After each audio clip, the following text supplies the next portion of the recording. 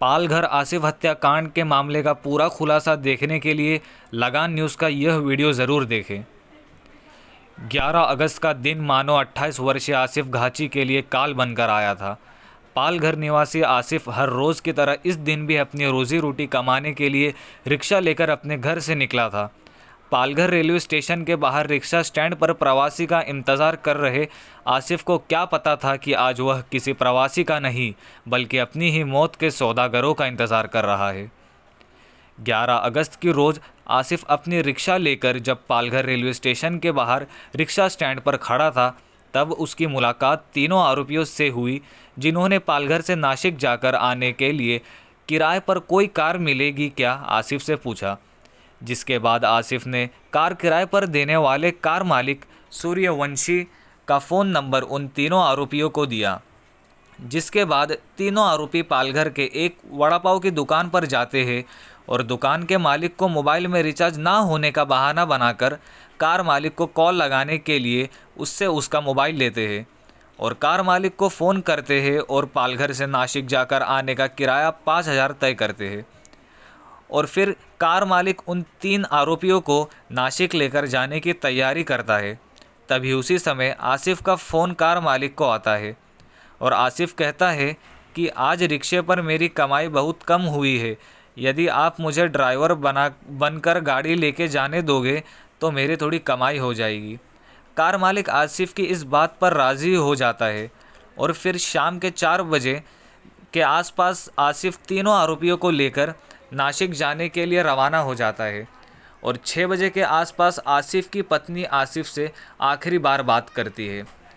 रास्ते में जवार के एक होटल में चारों लोग नाश्ता करते हैं और फिर आगे जाने के लिए निकल जाते हैं। 11 तारीख को रात 7 बजे के दरमियान मोखाड़ा पार होते ही हमें फ्रेश होना है का बहाना बनाकर आरोपी आसिफ को कार रोकने के लिए कहते हैं।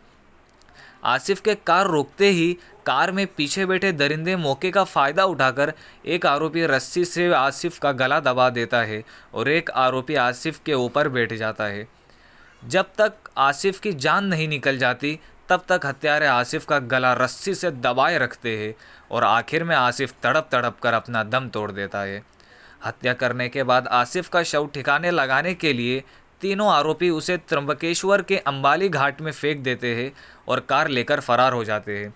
इसी दरमियान कार मालिक को मोबाइल में टोल नाके पर फास्टैग से पैसे कटने का मैसेज आता है और मालिक कार की लोकेशन देखकर हैरान हो जाता है क्योंकि कार नासिक ले जाने की बात हुई थी, लेकिन कार की लोकेशन नासिक के बजाय दूसरी जगह सिन्नर टोल नाके पर जाते हुए दिखाई दे रही थी।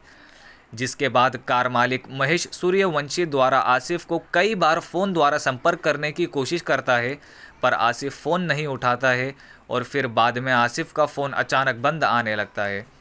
कार मालिक इस बात की जानकारी आसिफ के परिवार वालों को देता है। परिवार वाले भी आसिफ की बार बार संपर्क करने की कोशिश करते हैं, लेकिन आसिफ से संपर्क नहीं हो पाता है। तो आसिफ के परिवार वाले चिंतित होकर 12 अगस्त के रोज़ पालघर पुलिस थाने में गुमशुदगी की शिकायत दर्ज करवाते हैं और फिर पुलिस की जांच में यह जानकारी मिलती है कि नासिक से पहले एक पेट्रोल पंप पर सीसीटीवी फुटेज में उस कार में सवार ड्राइवर आसिफ की जगह कोई दूसरा ही आदमी कार चलाता हुआ दिखाई देता है। जिसके बाद आसिफ के घर वाले और भी घबरा जाते हैं। मामले को गंभीरता से देखते हुए पालघर के एसपी बाला साहेब पाटिल तुरंत हरकत में आते हैं और इस पूरे मामले की जांच के लिए 40 पुलिस कर्मचारी और अधिकारी को मिलाकर 6 टीमों का गठन करते हैं और एसपी बाला साहेब पाटिल की निगरानी में इस पूरे मामले को जांच की जिम्मेदारी पालघर की डीवाईएसपी नीता पड़वी को दी जाती है।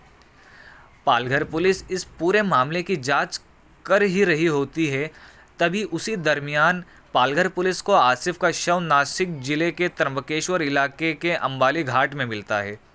आसिफ का शव मिलने की खबर मिलते ही पालघर जिले में लोगों में काफ़ी आक्रोश का माहौल बन जाता है। आसिफ रिक्शा ड्राइवर होने के कारण सबसे ज़्यादा आक्रोशित रिक्शा चालक थे। आरोपियों को जल्द से जल्द पकड़ने की मांग आसिफ के परिवार और रिक्शा चालकों द्वारा की जाने लगी थी। आसिफ की हत्या को लेकर पालघर पुलिस के लिए यह पूरा मामला काफ़ी चैलेंजिंग हो गया था। पुलिस आरोपियों को पकड़ने के लिए सीसीटीवी कैमरा फुटेज को खंगालने लग जाती है और तब गाड़ी का लोकेशन छत्तीसगढ़ के एक टोल नाके पर पाया जाता है और आखिरी लोकेशन ओडिशा राज्य में पाया जाता है। शव मिलने के 3 दिन के भीतर चोरी की गई कार सहित 3 में से 2 आरोपियों को पुलिस गिरफ्तार कर लेती है। एक आरोपी को ओडिशा राज्य से तो दूसरे आरोपी को महाराष्ट्र के नागपुर से औरंगाबाद के दरमियान चलती ट्रेन से। पुलिस की पूछताछ के बाद ये पता चलता है कि तीनों आरोपी ओडिशा राज्य के रहने वाले हैं। एक आरोपी 20 साल से और बाकी के 2 आरोपी 6-7 महीने से बोईसर में रह रहे थे। आरोपियों को पकड़ने में मुख्य भूमिका कार में छुपे तौर पर लगाए गए फास्टैग की रही। आरोपी जिस कार को चोरी करके ले जा रहे थे उस कार का लोकेशन पुलिस को फास्टैग द्वारा मिल रहा था। उसी के साथ स्थानीय लोगों द्वारा आरोपियों के बारे में दी गई गुप्त सूचना भी पुलिस की जांच में मुख्य भूमिका रही। फिलहाल पालघर पुलिस ने दोनों आरोपियों को गिरफ्तार कर लिया है और साथ में जो कार चोरी हुई थी वह कार भी बरामद कर अपने कब्जे में ले ली है। बोईसर में ही रहने वाले इन तीनों आरोपियों को आसिफ कहीं आसानी से पहचान ना ले, इसके डर से आसिफ को आरोपियों ने हत्या करने का फैसला किया। साथ ही आसिफ की हत्या सिर्फ गाड़ी चोरी करने के उद्देश्य से ही की गई, इस बात की पुष्टि पालघर के एसपी बालासाहेब पाटिल ने की। इस पूरी घटना को आरोपियों ने किस तरह अंजाम दिया और पुलिस ने किस तरह कार्रवाई की, देखिए पालघर के एसपी बालासाहेब पाटिल के जुबानी। सर, आतिफ हत्याकांड में क्या कहेंगे, इस बारे में पूरी जानकारी क्या है? आसिफ गाची जो पालघर एरिया में रिक्शा चलाते थे, उनके एब्डक्शन के बारे में जब रिपोर्ट दाखिल हुआ उसके बाद हमारी अलग अलग टीम इसके ऊपर काम किया। उसमें एलसीबी, लोकल पुलिस, ये सभी ने अलग अलग टीम बना के पहले तो उनकी डेड बॉडी मिलना बहुत ही मुश्किल था, इसलिए हमने जवार से लेके त्र्यंबकेश्वर तक पूरा रोड ओपनिंग किया था। 15 अगस्त को उसकी डेड बॉडी हमें त्र्यंबकेश्वर एरिया में मिली। उसके बाद हमारी 2 टीम काम कर रही थी, उसमें से समृद्धि हाईवे और छत्तीसगढ़ तक पूरे सीसीटीवी देख के उसका रूट पहले पता किया गया। उसके बाद उड़ीसा तक हमारी टीम गई। जब हमको पता चला कि आरोपी के नाम, उसका रहने का एड्रेस जो है, उसके बाद हमारी उड़ीसा की टीम ने लोकल पुलिस के सहयोग से वहाँ पे 3 में से 1 आरोपी और गाड़ी वहीं पे बरामद की गई। उसके बाद दूसरे आरोपी जो रेलवे से अलग अलग स्टेट में जा रहे थे, उसमें से 1 आरोपी को नागपुर रेलवे पुलिस ने नागपुर रेलवे स्टेशन से ही हिरासत में लिया गया है। तीसरे आरोपी के पीछे हमारी टीम है, आगे जाके उनको भी हिरासत में लिया जाएगा। सर, इस पूरे ऑपरेशन में कितनी टीम गठन की गई थी और कितने लोग इसमें शामिल थे? इसमें 6 टीम गठित की गई थी, कम से कम 40 लोग उसमें कार्यरत थे और वहाँ के अलग अलग स्टेट के पुलिस भी उसमें, उनका भी सहयोग बहुत बड़ी तरफ से मिल गया। सर, हत्या करने का मुख्य कारण क्या था? अभी तक के इन्वेस्टिगेशन में यही सामने आ रहा है कि ये गाड़ी उसको लोकल उड़ीसा डिस्ट्रिक्ट में चलाना था, वहाँ पे टूरिंग पे लगाना था और उस पर जो भी आमदनी है उस पर गुजराना करना था।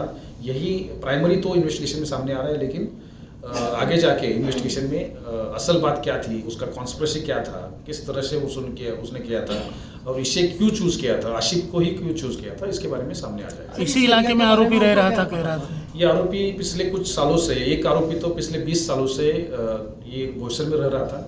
उसमें से 2 आरोपी जो है पिछले 6-7 महीनों से यहीं पे काम कर रहे थे। ये एक ही गांव की होने की वजह से एक ही लोकेलिटी में रहते थे और उनका पूरा एक क्राइम के बारे में पूरा प्लान ये बोईसर में उनका किया, उन्होंने किया। सर, उनका उद्देश्य अगर गाड़ी चोरी करना था तो उन्होंने उसकी हत्या क्यों की? उसके लिए वो दूसरा भी तरीका अपना सकते थे। उनको ये लग रहा था कि अगर वो जीवित रहेगा तो आगे जाके अपना नाम वो किसी को बताएगा और उसके ऊपर पुलिस एक्शन ले लेगी, तो अपना नाम आगे नहीं आना चाहिए। ये उद्देश्य से उन्होंने उसको जीवित नहीं रखा है, लेकिन मुझे लगता है ये प्राइमरी स्टेज रहेगी, आगे जाके इन्वेस्टिगेशन में वो सामने आ जाएगा।